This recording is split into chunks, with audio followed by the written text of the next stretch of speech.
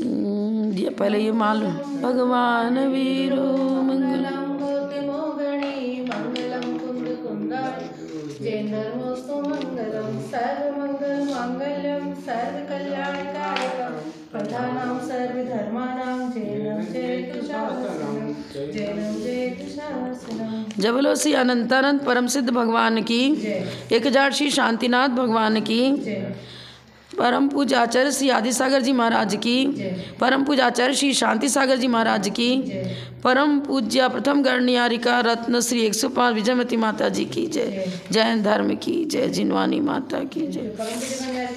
विमल प्रभा माता जी की जय। याद नहीं, पता नहीं कितना याद नहीं तो 76 होगा शायद। ये हो गया था क्या निर्निमेषो निराहारो निष्क्रियो। हाँ ये हो गया था शायद, है ना? निर्निमेषो निराहारो निष्क्रियो। निर्निमेषो का एक विद्यो महाविद्य कौन से अध्याय? अध्याय तो 5वां चालू हो गया था क्या? चौथा वही तो, चौथा में 2-3 बाकी रह गए थे। विशालो विप्लव ज्योति कहाँ हुआ? हाँ ये चालू करना है, ये करना है। विशालो विपुल ज्योति, हाँ विशालो विपुल ज्योति, विशालो विपुल ज्योति रतुलो चिंत्य वैभवा, रतलो चित्ते वैभव सुसमृत सुगुप्तात्मा, सुसमृत सुगुप्तात्मा सुभृत सुनय तत्ववित, सुब्रत सुनय तत्वित विशालो विपुल ज्योति। रतुलो चित्ते वैभव सुसमृत जुगुमात्मा सुब्रत सुनय तत्वित। विशालो विपुल ज्योति माने कहाँ इसमें तो विशाल माने आप अति महान है, विपुल ज्योति वही केवल ज्ञान ज्योति स्वरूप है, अतुल अतुल बल के धारी हैं, अनंत बल हो गया केवल ज्ञान होने के बाद। तो अचिंत वैभव समोचरण आदि वाह्य विभूति अनंत चतुष्टय रूप अंतरंग वैभव अचिंत्य, हम न उसका सोच सकते हैं ना वैसा कह सकते हैं। सुसमृत पूर्ण संवर माने आप किसी भी प्रकार के आश्रय बंध आदि से आप रहित हो चुके सब प्रकार। गणधार आदि से वेष्टित होने से सुसमृतता, ये भी लिया, दोनों ले लिया। संवर भी आपकी पूर्णता को प्राप्त हो चुका, और सुगुप्तात्मा गणधर आदि के द्वारा वेष्टित, समृत माने घिरे हुए, तो आप किससे घिरे हो? गणधर आदि से भी वेष्टित हो आप। 12 सभा है ना, तो गणधर आदि भी उनकी परिक्रमा लगाते हैं, उनको नमस्कार करते हैं। सुगुप्तात्मा परकीय संरक्षण निरपेक्ष, आपकी रक्षा के लिए किसी पर की अपेक्षा नहीं लेनी पड़ती है, अपने से अपने आप सुगुप्त हैं, रक्षित हैं। और फिर सुगुप्ता सुभृत हैं, हाँ, तो इसका अर्थ उत्तम ज्ञान होने से उप लिखा है इन्होंने, उत्तम ज्ञाता होने से सुभृत। अब ऊपर तो लिखा है सुभृत और यहाँ लिखा है सुवुप, सुने। अच्छा तो मेरी पुस्तक में फर्क है, इसमें क्या दिया है, बहुत मिला दिया एक में एक। इसमें तो विद्यानिधि पिता पितामह दिखा ही नहीं रहा, तो इसमें क्या पिता पितामह पढ़ना है। इसके बाद सुसमृता सुष्ठु अतिशयन समृणोति, अतिशयवत विशिष्ट संवर युक्त, वही करते हैं सुगुप्ता। अच्छा सुबुध है इसमें, हमारी पुस्तक में गलत छपा है, सुष्ठु बोधयति सुबुध, सुष्ठु ज्ञात इत्यर्थ, आपका ज्ञान सुष्ठु श्रेष्ठ है। तो या तो सुबुध होना चाहिए, सुबुध ना लिख करके बुध कर दिया है भगवान, धा को ता कर दिया, पता नहीं कैसे किया। आगे पिता पितामह पाता, हाँ एक विद्यो नहीं इसका एक और है ना। अच्छा नयों के रहस्य को जानने वाले, सुनय तत्वित, नयों की महिमा, उनका रहस्य, उनकी विशेषताओं को आपने ही बताया, और जानने वाले भी आप ही हो, कथन करने वाले भी आप ही हो। हे भगवान, आप अति महान होने से विशाल, केवल ज्ञान रूप होने से, प्रकाश युक्त होने से विपुल ज्योति, अनुपम होने से अतुल, ये लिया अतुल का, और फिर विभूति के अचिंत होने से अचिंत वैभव, गणधर आदि से वेष्टित होने से सुसमृत, परकीय संरक्षण निरपेक्ष होने से सुगुप्त आत्मा, उत्तम ज्ञाता होने से सुभूत, तथा नयों के मर्मज्ञ होने से सुनय तत्वविद। एक विद्यो महाविद्यो मुनि परिवृढ़पति धीसो विद्यानिधि साक्षी विनेता विहितांतक।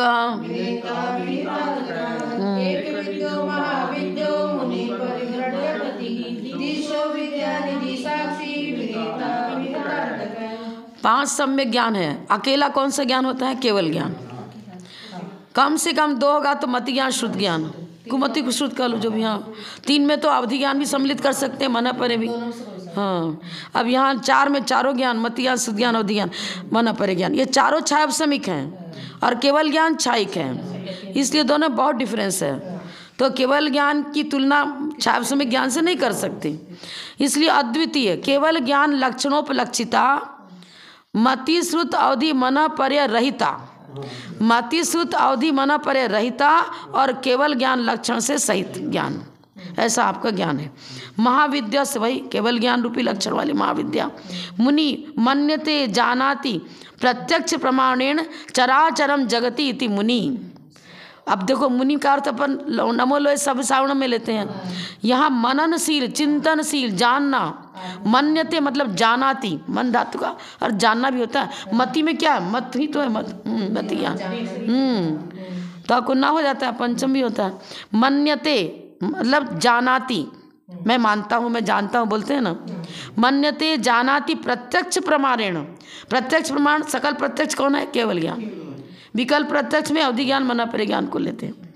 सकल प्रत्यक्ष मैंने पूर्णतः अतीन्द्रिय ज्ञान।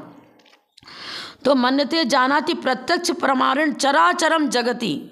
चराचर माने चेतन और अचेतन सभी पदार्थ आपके ज्ञान में झलकते हैं, इसलिए आपको मुनि कहते हैं। परिवृढ़ परिसमन्तात् व्रियन्ति स्म वरहति सपरिवृढ़। इसका अर्थ क्या हुआ? तपस्वियों के स्वामी होने से। तपस्वियों के स्वामी लिया। हाँ, तो जैसे कि महाव्रतों में लिखते हैं कि महापुरुष जिसको धारण करते हैं उसे महाव्रत करते हैं। और उपवृहण, उपगुहन और उपवृहण सम्य दर्शन में भी इस प्रकार 2 नाम हैं। तो उपवृहण का जो अर्थ होता है वही यहाँ समझ लो, वृद्धि को प्राप्त। वृद्धि का है ना, स माने सहित, परि माने समन्तात, सब ओर से जो निरंतर वृद्धि को प्राप्त हैं, मतलब वृद्धि की चरम सीमा को प्राप्त हो चुके, अति बलवान। इनमें क्या लिया इन्होंने? तपस्वी। हाँ, तप का बल विशेष है, ये ले लो। क्योंकि धातु के अनुसार अर्थ लगाएंगे तो ये लिखा है परिसमन्तात व्रिहति इति परिवृढ़। परिसमन्तात माने चारों ओर से, और व्रिहति माने बढ़ता है, धारण करते हैं। वह धातु का धारण करना भी होता है। परिवृढ़ तपस्वियों से के स्वामी होने से लिखा इन्होंने। पति जगत के रक्षक होने से पति। धीशा बुद्धि के स्वामी होने से धीश। विद्यानिधि सब प्रकार की विद्याओं के सागर हो, समुद्र हो आप। विद्यानिधि साक्षी लोकत्रय के प्रत्यक्ष ज्ञाता होने से साक्षात्कार लोकालोक का करते हो, इसलिए आपको साक्षी। विनेता विशिष्ट नेता, विशेष मुक्ति मोक्ष मार्ग के नेता। विनेता विहितांत का मृत्यु पर विजय प्राप्त कर लेने वाले, काल पर विजय प्राप्त करने वाले। विहत मैंने नष्ट कर दिया है, अंतक मैंने द्रव्य की अपेक्षा से मृत्यु मतलब द्रव्य प्राण। द्रव्य प्राण का विच्छेद अब आपका नहीं होगा। मैंने पंडित मरण के बाद तो पुनः जन्म नहीं है, जिसके बाद पुनः जन्म हो उस मरण को सामान्य मरण कहते हैं। ये चीज विनेता वेदांत का हो गया। हे भगवान, आप एकाकी केवल ज्ञान विद्या के स्वामी होने से एक विद्या, अनेक महान विद्याओं के अधिपति होने से महाविद्य, आत्म साधना संपन्न होने से मुनि, तपस्वियों के स्वामी होने से परिवृढ़। वृद्ध किसको कहेंगे? जो सबसे बड़ा है, ज्ञान से वृद्ध है। यहाँ हाँ, तो सबसे बड़ा यहाँ तपस्वियों वृद्ध बता रहे हैं ना, तपस्वियों वृद्ध है परिवृद्ध। इसलिए जगत के रक्षक होने से पति, पद धातु का गिरना भी होता है, और पालन पोषण करना बोलते हैं ना, यहाँ पर पति। हाँ, जगत के रक्षक होने से। बुद्धि के स्वामी होने से अधीश धीश। विद्याओं के सागर होने से विद्या निधि। लोकत्रय के प्रत्यक्ष ज्ञाता होने से साक्षी। मोक्ष मार्ग के प्रकाशक होने से विनेता, और काल अर्थात मृत्यु के नाशक होने से वेदांत का। पिता पितामह पाता पवित्र पावनो गति, त्राता विशक वरो वर्यो, वरदः परमः पुमान्।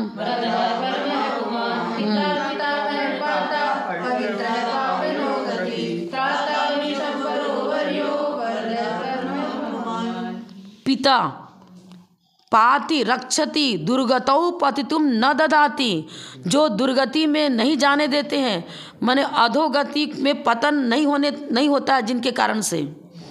हमें ऐसा सिद्धांत दिया आपने, ऐसी शिक्षा दी, ऐसा ज्ञान दिया जिसका सहारा लेकर के हम मोक्ष मार्ग में चलते हैं, अधोगति को, नरक गति, तिरंच गति आदि दुर्गति को प्राप्त नहीं होते हैं। इसलिए सच्चे पिता आप ही हो, परम पिता परमेश्वर। कितने लोग महाराज लोग बोलते हैं अपने जयकारा में, नमन श्री माता जी बोलती थी। इसमें लिखा पाति रक्षति, किससे रक्षा करना? दुर्गतौ पतितुम रक्षति, दुर्गति में गिरने से बचाते हैं। हाँ, इत पिता पितामह, अब पितामह किसको कहेंगे? दादा। पिता के पिता, परम पिता बोलते हैं ना उसको, पितामह।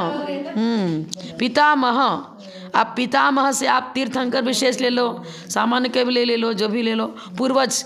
अब जितने जितने पूर्व तीर्थंकर हैं, आगले वालों के लिए तो वो ज्येष्ठ और श्रेष्ठ हो गए, ऐसा ले लो। अभी गुरु के भी गुरु होते हैं। हाँ, आचार्य विमल सार महाराज जी तो हमारे दादा गुरु हो गए, क्योंकि मैंने बड़ी माता से दीक्षा ली। तो उनके गुरु, हाँ दादा गुरु, वही लेना पड़ेगा। गुरु भाई, हाँ, आज बड़े विमल सार महाराज की पुण्यतिथि थी। पितामह, पितु पिता, पिता के भी जो पिता हैं, वही अर्थ इसमें भी दिया, पितामह। पितामह, गुरुओं के भी गुरु, एक ही बात है। जब पिता यहाँ से जन्म देने वाले, शरीर को जन्म देने वाले को नहीं ले रहे ना, ये तो रत्नत्रय की अपेक्षा चर्चा है। पाता पाति रक्षति दुखात, दुखों से जो बचाते हैं, रक्षा करते हैं, वो पाता पवित्र। फिर पवित्र पुनाति आत्मानमिति पवित्र। हाँ, फिर पावन, एक ही अर्थ है। पवयति जगत पवित्रम करोति, थोड़ा थोड़ा फर्क कर दिया। पवित्र करता हो गए। पवित्र पुनाति आत्मानमिति पवित्र है। फिर जगत पवित्रम करोति, इसलिए पवित्र करता हो गए। हाँ, इसलिए पावन। गति गमनम ज्ञान मात्रम गति, आप गमन जानना होता है, बुद्धि। आपकी बुद्धि किस में दौड़ती है, किस में प्रशस्त होता है? ज्ञान घन स्वरूप, ज्ञान धारा चलती है बस। हाँ, ज्ञान का प्रवाह। हम तो कभी कसाय के प्रवाह में घुस जाते, कभी राग, कभी देश, नाना प्रकार के विकृतियों के प्रवाह में बहते रहते हैं। यहाँ शुद्ध केवल ज्ञान जो है ना, उसमें ही जो परिणमन होता है, बस वही परिणमन है, वैभाविक परिणमन नहीं है। इसलिए गति गमनम ज्ञान मात्रम गति, सर्वेषाम अर्ति मतनम समर्थो वा गति, अन्य मतों का खंडन मथन कर देने में जो ज्ञान समर्थ हो, उसी को सबसे श्रेष्ठ ज्ञान कहेंगे। और उसके लिए यहाँ पर गति शब्द का प्रयोग किया है। सर्वेषाम अर्ति, अर्ति माने मथनम करोति, मथन करने में समर्थ, अन्य मतांतरों का खंडन मंडन मथन करने की शक्ति मात्र शादवाद अनेकांत वाणी में ही है, अन्य में नहीं है। इसलिए आपके लिए गति शब्द का प्रयोग करना सही है। अविशिष्ट लिंगम गति शरणम, अविशिष्ट लिंगम निर्गंत वेश, और निर्गंत वेश भावलिंग की अपेक्षा से ले लो तो मतलब 13वां 14वां 19 स्थान में क्षीण मोह हो गए पूरा। उस समय उनकी निर्गंत संज्ञा बताई है।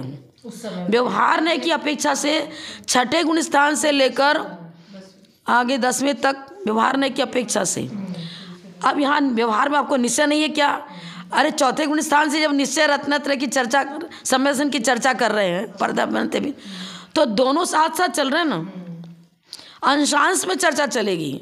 व्यवहार से तो भाई निर्गंत है ही, क्योंकि मुनि दीक्षा ली है। अब निश्चय से कर भाई अंतरंग परिग्रह का भी पूरा त्याग नहीं हुआ है, अभी संजन कसाय मौजूद है, संजन कसाय का उदय है, तो परिपूर्णता तो 12वें गुण स्थान में है। इसलिए हमारे कर्णानुयोग ग्रंथ में मतलब आचरण ने लिखा है 12वें गुण स्थान को निर्गंत संज्ञा दी है। वहाँ जाके पूरी ग्रंथि, मोहनी कर्म का समूल नाश। ग्रंथ माने मोह, अंतरंग परियद हटता है जब तो मुझे अंतरंग परियद 3 चौकड़ी तो हट गई, लेकिन 1 चौकड़ी मौजूद थी। अब उसको हमारे आचार्य ने कहा है संयम के साथ साथ जो जलित रहता है उसे संजलन कहते हैं। संयम का घात नहीं कर रहे, समजलन, जलन माने जलता है, संयम के सम माने संयम, संयम के साथ साथ जो जलता रहता है उसको संजलन कसाय कहते हैं। तो यथाख्यात चारित्र का घातक है, लेकिन जो महाव्रत है उनका तो घातक नहीं है सर। 6ठे 7वें 8वें 9वें गुण स्थान में तो कोई भूमिका उसकी मतलब घातक नहीं बनती ना। संजन कसाय में तो तीव्र उदय रहेगा, आगे मंद मंद मंतम उदय होते होते फिर धीरे समाप्त हो जाएगा, सीधे 12 गुण स्थान पहुँचते क्षीण हो गया।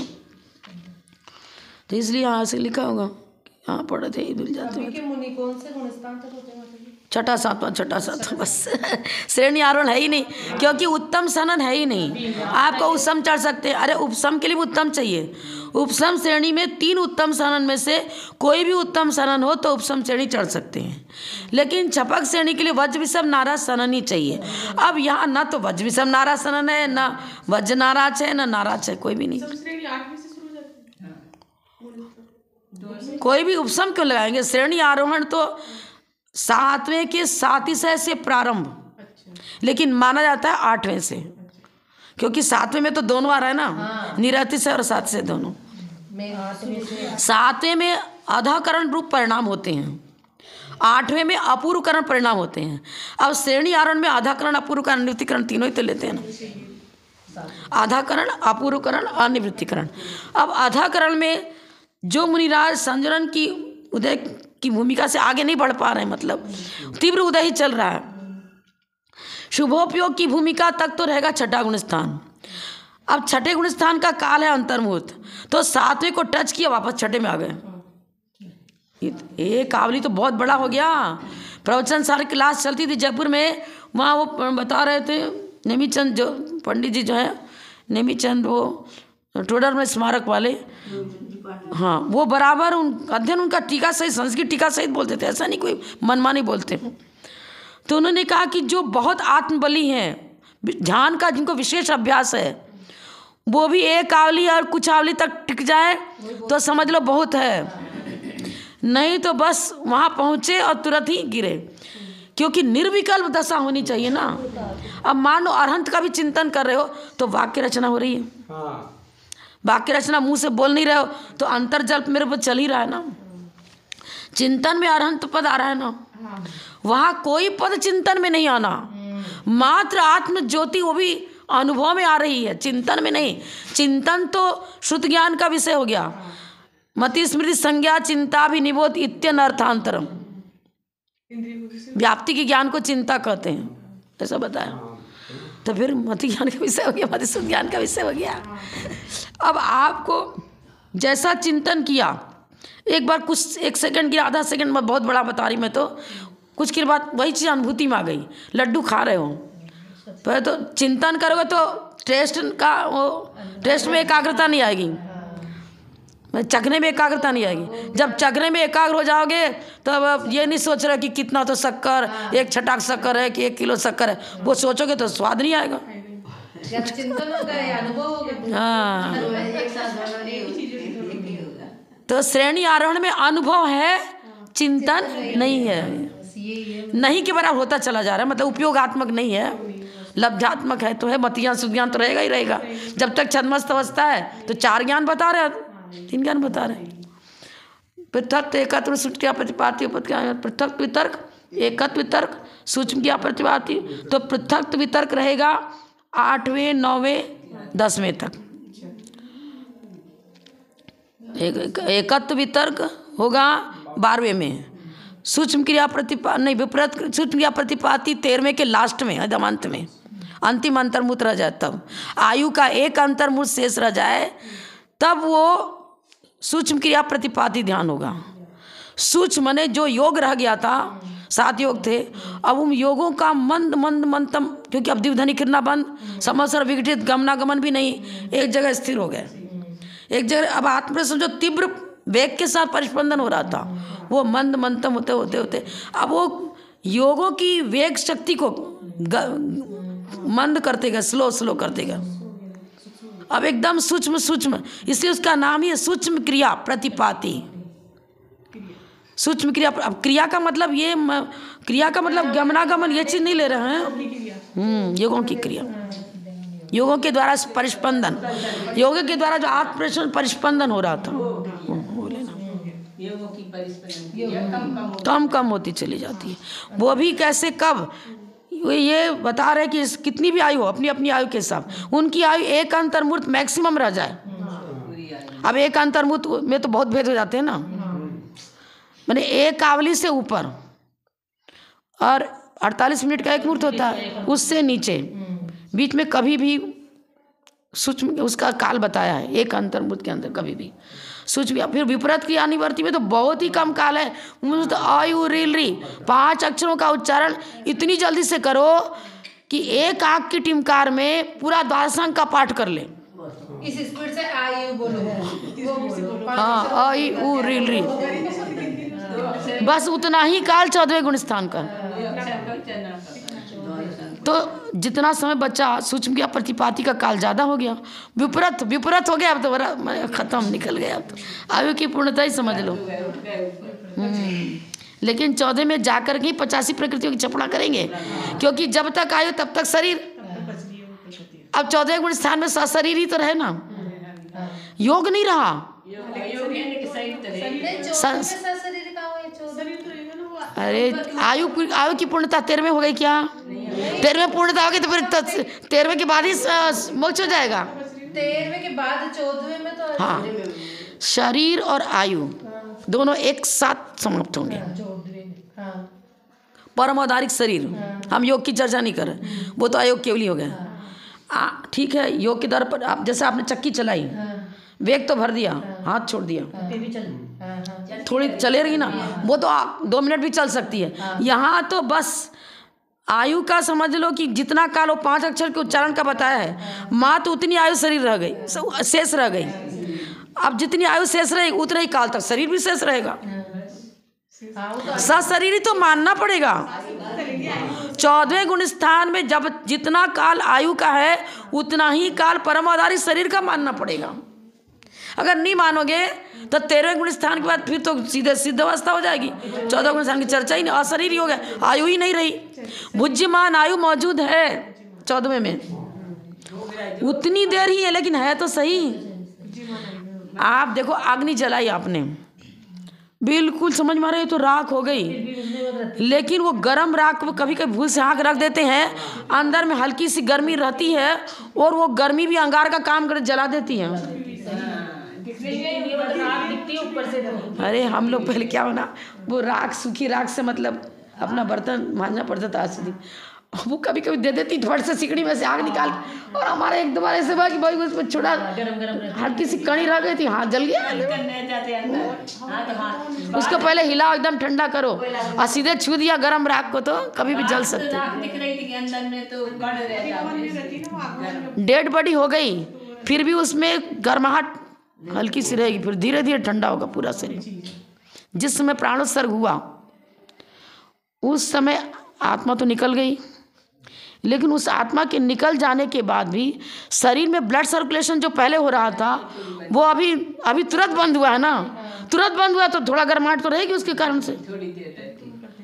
एक तो एकदम ठंडा, एक तुरंत स्विच आपने बंद किया तो बल्ब को भी बंद करके और तुरंत उतारो, बल्ब से अग्नि तो चली गई, लेकिन बल्ब गर्म है ना, खींचोगे तो हाथ जलेगा, कपड़ा पकड़ के उतारते हैं उसको। ये चीज साइंस बिल्कुल, अपना साइंस बिल्कुल पक्का है, उसमें कोई तकलीफ नहीं आएगी बिल्कुल। पिता पितामह पाता पवित्र पावनो गति। त्राता, त्राता मतलब रक्षक, रक्षक होने से आप त्राता। भिषक माने होता है वैद्य, आपसे बड़ा वैद्य दुनिया में कौन होगा? भिषक बड़ा। आपकी स्मृति मात्र से लौकिक रोगों की बात तो छोड़ दो, जन्म जरा मृत्यु जैसा महारोग भी दूर होता है। जन्म जरा मृत्यु जैसे ऐसे रोग के भी आप हरता हो, नष्ट करने वाले हो, इसलिए सबसे श्रेष्ठ वैद्य हो। विशग वरा सर्वश्रेष्ठ होने से वर्य, यहाँ विशग वर अलग अलग दिया क्या? हाँ, अभिषेक वर्य कर दिया, थोड़ा सा फर्क पड़ गया। अच्छा हाँ, विशग वर, अब फिर विशग के साथ वर्यो भी जोड़ो, विशग के साथ एक बार वर जोड़ो, फिर विशग के साथ एक बार वर्य जोड़ो, अकेला वर्य नहीं। अब श्रेष्ठ किस में श्रेष्ठ है? अरे आद्रुगुणों में भी श्रेष्ठ हो सकता है, ऐसा थोड़ी होगा। ऊपर का तो लगाना ही पड़ेगा, वो तो लगाना ही पड़ेगा। श्रेष्ठ वर्य माने होता है श्रेष्ठ। अब किस में श्रेष्ठ हो, किस में बड़े हो, तो गुणों में श्रेष्ठ लेना पड़ेगा ना। वरदा इच्छित फल को प्रदान करने वाले, वरदान देने, भगवान, भगवान ने वरदान दिया है। भगवान कोई वरदान नहीं देते, पर यह है कि आपकी भक्ति उनसे जुड़ेंगे। भगवान उपादान बन करके मुझे कोई वरदान नहीं दे सकते, लेकिन निमित्त बन करके मेरा हित करते हैं, इसलिए हमको वरदा कह सकते हैं कि वरदान दिया भगवान ने।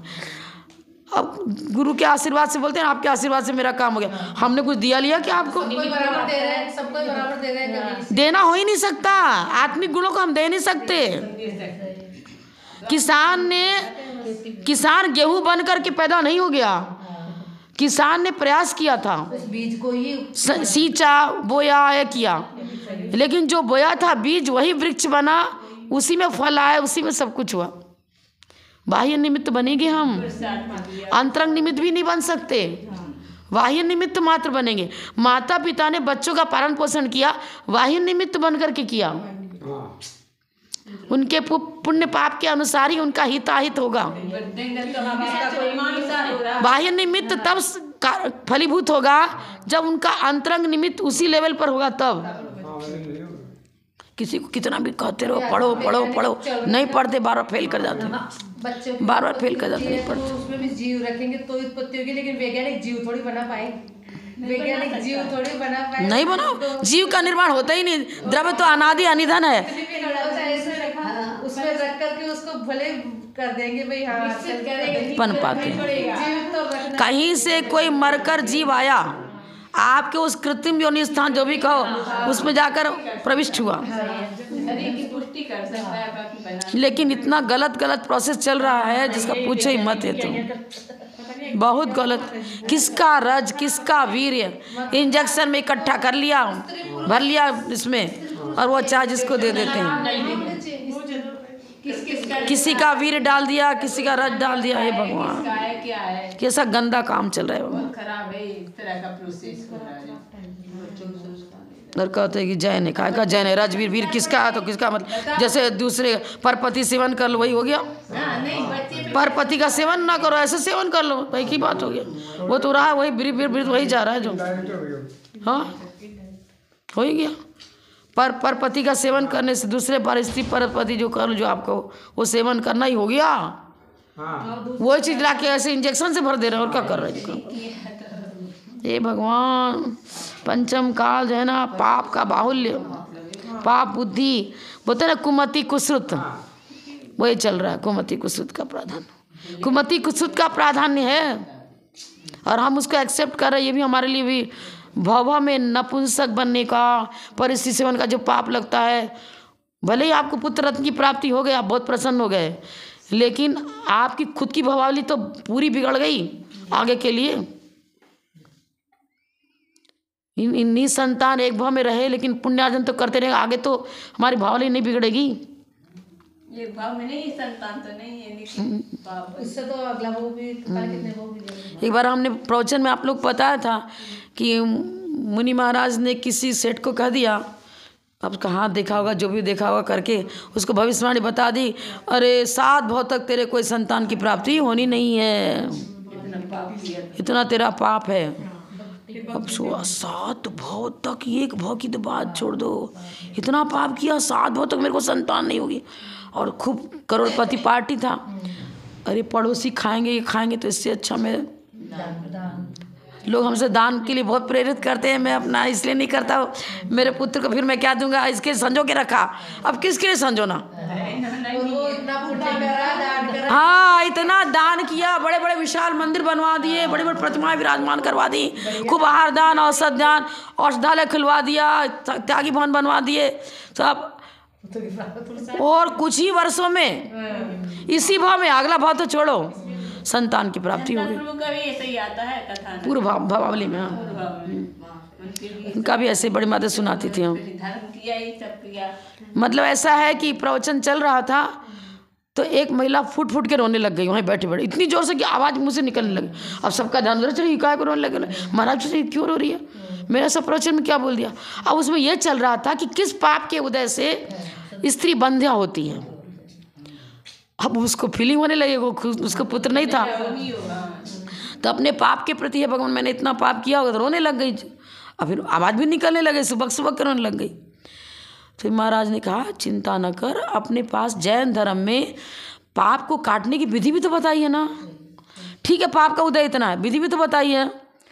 तो उसने वही प्रकार जैसा जाप बताया, मंत्र जाप बताया, जो प्रश्न बताया, वो उसने जाप वगैरह किए। अब जो उसको पुत्र रत्न प्राप्त हुआ, यही पुत्र कुछ भाव के, अब भाव भी इतना मेरे याद नहीं है, वही आगे चंद प्रभु बना, तीर्थंकर बना, वही जीव चंदा प्रभु बना। मैंने देखो एकदम ऐसे पढ़ के नहीं देखा, प्रवचन से सुन के बता रही हूँ। माता जी ने तो पूरा मतलब पुराण के सभी पढ़े थे, 24 भगवान का जीवन चरित्र पढ़ा, पर उन्होंने प्रवचन में एक बार बताया था कि चंदा प्रभु भगवान का जीव जो है ना, पर अब कितने भाव पहले इतना मेरे को कंठस्थ से याद है, लेकिन जीव वही है, वही जीव निकट भाव में, निकट भाव का दो, निकट भाव में वही चंद्र प्रभु तीर्थंकर बना। वही था। ऐसे होता है, संस्कार अच्छे डालो ना। नहीं पुत्र है तो क्या, ये पुत्र कौन है, कोई अमेरिका में रह के सर्विस कर रहा है, कौन आपकी सेवा कर रहे हैं, बुढ़ापा में कौन आपका साथ दे रहा है, बस ठीक है। लेकिन गलत तरीका अपना करके हम अपने परिवार की भी को भी दूषित कर रहे हैं और अपने जीवन को चारित्र नष्ट करके भव को दूषित कर रहे हैं, बहुत गलत है ये तो। चलो जो हो गया सो गया। क्या कहाँ पढ़ रहे थे ये बोलो। ये तो हो गया अभी, कवि वाला। कवि पुराण पुरुषो वर्षीय, कवि पुराण पुरुषो वर्षीय न है ना, हाँ इसमें छूट गया है। वर्षीयान वृषभपुरु, वर्षीयान वृषभपुरु, प्रतिष्ठा प्रसवो हेतुर, प्रतिष्ठा प्रसवो हेतु, भुवनैक पितामह। भुवनैक पितामह। वो छपा नहीं है, छूट गया। पुराण पुरुषो वर्षीयान वृषभपुरु, प्रतिष्ठा प्रसवो हेतु, भुवनैक पितामह। कवि धर्म निरूपयति इति कवि। कवि, अब इसका पूरा व्याकरण दिया, टू चू रू क्रू शब्दे कोति, कोति कोति से करोति, और इसी तरह इसी में से क लेकर के कवि बना दिया है। पूरा व्याकरण तो छोड़ो आप, तो यहाँ अर्थ ये दिया है धर्म्यम निरूपयति इति कवि। पाप और पुण्य का निरूपण जिनके द्वारा हुआ है वही कवि कहलाते हैं जी। पुराण पुरुष, पुराण चिंतन चिरंतन पुरुष, चिरंतन बोलते हैं अति प्राचीन परंपरागत। पुराण पुरुष हो, पुराण पुरुष किसको कहेंगे, जो जैन धर्म है ना वही सबसे ज़्यादा पुराना, मतलब अति प्राचीन है, अनादि अनिधन धर्म है। हाँ, और इसका अवलंबन लेते हुए पीढ़ी दर पीढ़ी, मतलब इनके परिवार में वही पद्धति चलती रही। जैसे कि आता है उच्च गोत्र की व्याख्या में आया है कर्मकांड में कि संतान कमेद आ गए। संतान क्रम से 1 भाव 2 भाव 10 भाव नहीं ले रहे हैं, संतान क्रम से जिनके यहाँ हमेशा श्रेष्ठ आचरण रहा, श्रेष्ठ आचार विचार रहन सहन खान पान वेशभूषा सब श्रेष्ठ रही पीढ़ी दर पीढ़ी, अनेक पीढ़ी बने, अनेक कार्य, कोई 10 20 5 गिनती नहीं कर रहे, नो काउंटिंग, कोई काउंटिंग नहीं, उसको उच्च गोत्री कहते हैं। हाँ, तो इसी तरह पुराण पुरुष में भी हमको लगाना पड़ेगा कि मतलब धर्म का संरक्षण जो निरंतर करते आए ऐसे पुराण पुरुष। मैंने बार बार जैन धर्म मिलता रहा, फिर जैन कुल में, मैंने जैन धर्म में ही पैदा होते रहे तो कौन रहेगा, तीर्थंकर लेंगे मुख्य रूप से तीर्थंकर को लेंगे ऐसे। आखिर पुराण शब्द का तो पुराना होता है, अब यहाँ पुराना नहीं की क्या बात है, यही लेने की मेरे दादा भी इसी धर्म को मानते थे, उसके दादा भी इसी धर्म को मानते थे, उसके पहले वाले भी इसी धर्म को मानते थे। जब तक प्रलय काल नहीं आया तब तक परिवार रहेगा, रहेगा ना। हाँ चलती रहेगी, परंपरा चलती रहेगी। हाँ वंशज बोलते हैं ना, उसी तरह से यहाँ लेना पड़ेगा। क्या लेना है? पुराण पुरुष। आपकी पुस्तक 42 में पुराण पुरुष कहाँ है? पुराण पुरुष आदि मध्य अंत से रहित होने से पुराण पुरुष है। वही अनादि मध्य अंत से रहित कौन सा धर्म है? जैन धर्म है। और उस धर्म के अवलंबन करने वाले भी पुराण पुरुष कहलाएंगे। देखो जीवन तो किसी का आदि मध्य अंत से रहित नहीं होता है, द्रव प्राण की अपेक्षा से लो तो जन्म तो होगा ही होगा, आयु तो पूरी होगी। तीर्थंकरों की भी तो आयु तो पूरी हुई, सिद्ध अवस्था प्राप्त करी बढ़ते भाई। अब आदि मध्य अंत से रहित ये द्रव प्राण पूर्वक जीवन की चर्चा नहीं है। भाव प्राण मतलब रत्नत्रय, रत्नत्रय को भाव प्राण कहते हैं। आदि मध्य अंत से रहित जैन धर्म ही है। रत्नत्रय धर्म, उत्तम चमा 10 धर्म कहो, जो भी कहो, यही आदि मध्य अंत से रहित है। आप कहो ठीक है छठा काल आएगा तो धर्म का अंत हो जाएगा। अरे इस भूमि पर नहीं रहेगा। इस कमरे में कोई लोटा नहीं रखा है, कलश नहीं है, पर कलश नाम की वस्तु दुनिया में है ही नहीं, ये मानेंगे क्या?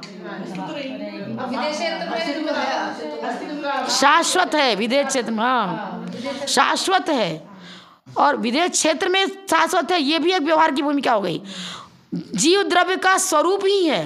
तो फिर वो तो मेन तो वही जैसे स्वभाव से नींबू खट्टा ही है, अग्नि गर्म ही होती है, जल हाँ वो वस्तु का स्वरूप है, और स्वरूप त्रैकालिक होता है, इसीलिए आदि मध्य अंत से रहित। ये भी व्यवहार की भूमिका हो गई कि विदेश क्षेत्र में शाश्वत है, यहाँ पर उत्सर्पिणी अवसर्पिणी के बाद छठा काल आएगा तो अंत हो जाएगा। अरे ये सब ये तो भी व्यवहार की पर निमित्त की अपेक्षा तो व्यवहार हो गया, काल की अपेक्षा लेकर के ये भी व्यवहार हो गया। जीव द्रव्य का स्वरूप ही है रत्नत्रय, ज्ञान घन स्वरूपात्मा, इसलिए आदि मध्य अंत से रहित। इन्होंने सीधा सीधी लिख दिया। अब प्रश्न करने वाले प्रश्न कर देंगे भाई आदि मध्य अंत से रहित कैसे हो जाएगा? तो कोई भी व्यक्ति ऐसा नहीं, चाहे तीर्थंकर हो चाहे कोई भी हो, जन्म मरण तो होता है, उसकी चर्चा ही नहीं है ना, उसकी चर्चा ही नहीं। हाँ इस अपेक्षा चर्चा आत्मगुणों का चिंतन मतन आचरण सब वही, जिनका वही पुराण पुरुष। वर्षीयान गुणों की अपेक्षा सर्व महान होने से वर्षीयान ले, वर्षीयान का क्या दे दिया? धर्म की वर्षा करते हैं। वर्षीयान दूसरा लिया है। अतिशयन वृद्ध वर्षीयान, वृद्ध रिवर्णो अरापत्य असवर्ण्य पर आता है, ग्रामर में रिक्वार हो जाता है। सदसतो रविशेषा एक जगह और आ जाता है ना, कई तत्वार्थ सूत्र में कई जगह आता है। हाँ आता है, पहले अध्याय में भी है। तो अब वो इसी तरह यहाँ री को अर हो गया, समझ में आया? तो इस तरह से यहाँ लेना पड़ेगा। वृद्ध लिया ना अर्थ इन्होंने, सर्वश्रेष्ठ होने से वृषभ, इसके पहले गुणों की अपेक्षा सर्व महान होने से वर्षीयान, और इसमें लिखा अतिशयन वृद्ध वर्षीयान, प्रिय स्थिर स्फुरो गुरु बहुल कृष्ण दीर्घ ऋष्व वृद्ध। ये तो बुरा व्याकरण, आप तो छोड़ दो व्याकरण। अब इन्होंने पर वृद्ध अर्थ लेना पड़ेगा। वृद्ध है ना, उन्हीं के उसी में व्याकरण लगा करके वर्षीयान शब्द बना है। वृद्ध शब्द से ही वर्षीयान शब्द बना है। अतिशयन वृद्ध, अतिशयन वृद्ध कौन होगा? यहाँ वृद्ध से ये आयु नहीं ले रहे हैं कि बूढ़ा ज्यादा आयु इसकी हो गई तो वृद्ध कहलाएगा। हाँ वृद्ध हम जिनको चरम सीमा पर जो पहुंच चुके, अब उसके बाद उस ज्ञान का कभी विलय होगा ही नहीं। सबसे बड़ा, हाँ सबसे बड़ा। तो वृद्ध यहाँ जो केवल ज्ञान को प्राप्त हो चुके, उनका ज्ञान चरम सीमा पर पहुंच गया, इसलिए ज्ञान की अपेक्षा सबसे वृद्ध कौन? केवली। बेची लेना पड़ेगा, ऐसे लेना पड़ेगा। यहाँ पर उन्होंने लिया सबसे महान, वही एक ही बात है, शब्दों का फर्क है। हाँ एक ही फर्क नहीं कुछ। वृषभ सर्वश्रेष्ठ होने से वृषभ। अब वृषभनाथ भगवान का अर्थ यही लेना चाहिए, धर्म चक्र के प्रारंभिक प्रणेता। धर्म चक्र मतलब इस चतुर्थ काल यानी पंचम काल का चतुर्थ काल का अंत। चतुर्थ काल के अंत में तो महावीर भगवान हुए। तृतीय काल, तीसरे काल का अंत, भोग भूमि का अंत। तो सबसे पहले तीर्थंकर आदिनाथ हुए। तो इस अपेक्षा से लगा लो वृषभ प्रधान प्रथम, वो बोलने में सर्वप्रथम तीर्थंकर होने से पुरु, यहाँ भी वही अर्थ ले लिया। सर्वश्रेष्ठ होने से वृषभ और सर्वप्रथम तीर्थंकर होने से पुरु, प्रतिष्ठा प्रसव, जगन मान्यता की प्राप्ति होने के कारण प्रतिष्ठा प्रसव, 3 लोक के ऊर्ध्वलोक, अधोलोक, मध्यलोक सब जगह आपकी यश कीर्ति फैलती है। प्रतिष्ठा प्रसव इसलिए आप मोक्ष के कारण होने से हेतु, लोकत्रय के अनन्य गुरु होने से भुवनैक पितामह।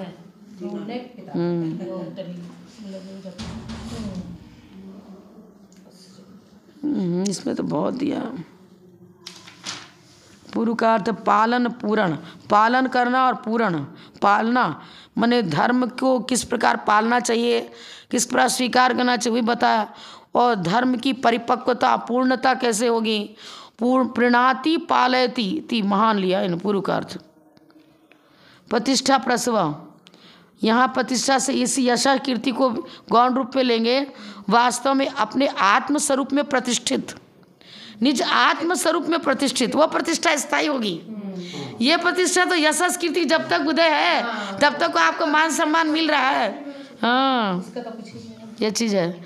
स्थैर्यम, स्थिर प्रतिष्ठा किसको प्राप्त है? तीर्थंकर को, धर्म केवली को। हाँ हिनोति जानाति हेतु तुना भुवनैक पितामह, ऊर्ध्वलोक, अधोलोक, मध्यलोक सभी भव्य लोगों, सभी लोग आपका स्मरण करते हैं। नारकी भले ही वहाँ धर्म नहीं है, जिनबिंब नहीं है, लेकिन वो समय से कैसे प्राप्त किया? आता है ना, नारकी की पर्याप्ति पूर्ण होने के बाद उनका चौथा गुण स्थान हो सकता हुआ है भी। ऐसा कभी नहीं हुआ कि नरक में मात्र पहला गुण स्थान हो, कभी हुआ ना हो सकता है। ये त्रैकालिक व्यवस्था है कि नारकियों में 4 गुण स्थान हो सकते हैं, माने समूह रूप में तो होते हैं। व्यक्तिगत लो तो किसी को मिथ्यात्व गुण स्थान है, किसी को दूसरा, किसी को तीसरा। हाँ अब बिना जिन शासन को स्वीकार किए चौथा गुण स्थान कहाँ से हो जाएगा?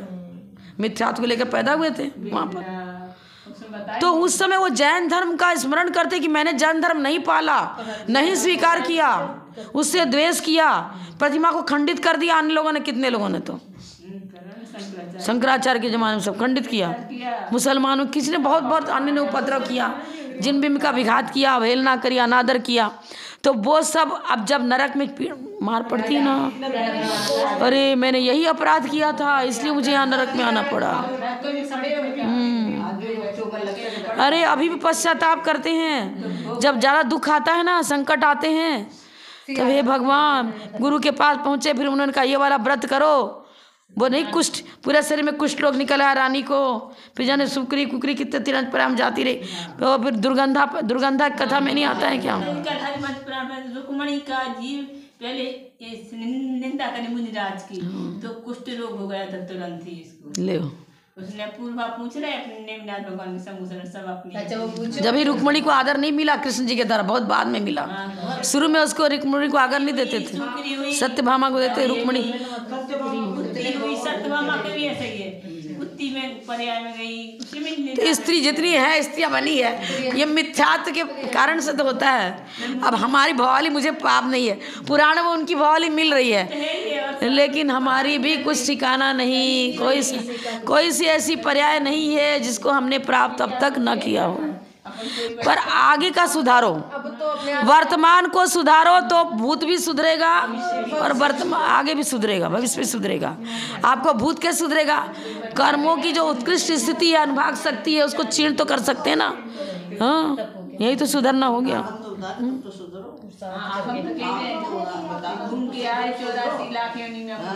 हमेशा अपनी ही निंदा, अगर जब भी अपने पर कोई संकट आए, मान लो आप बिल्कुल निरपराध हो, फिर भी आपको अपराधी ठहराया जा रहा है, उस समय भी आप अपने को ही दूषित करो कि मेरा पूर्व भाव का कर्म है।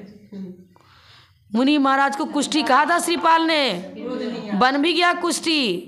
भांड कहा था, सो भांड पुत्र तो था नहीं, लेकिन घोषित तो किया गया भांड।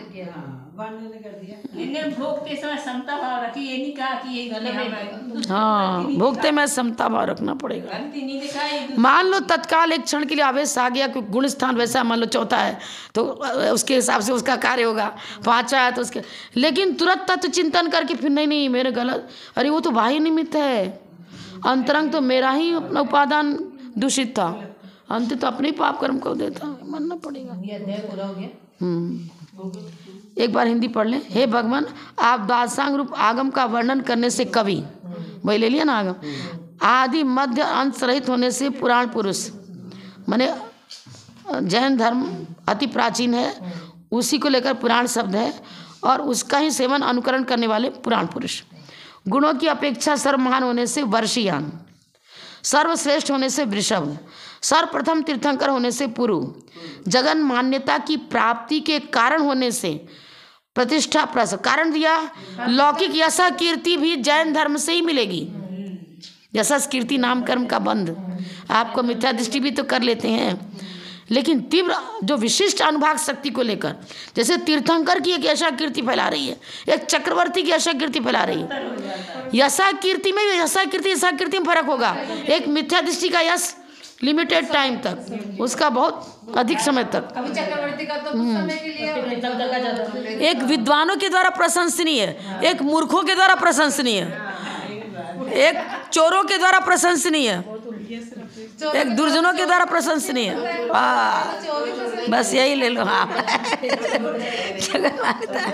तीर्थंकर ये चीज़ है। मोक्ष के कारण होने से हेतु, मोक्ष के कारण हेतु, और लोकत्रय की अनन्य गुरु, अनन्य माने उनके समान कोई दूसरा ना हो, ज्येष्ठा श्रेष्ठा अन्य को है ही नहीं उस प्रकार की। अनन्य गुरु होने से भुवनैक पितामह कहे जाते हैं। सही में ऐसे देखने में तो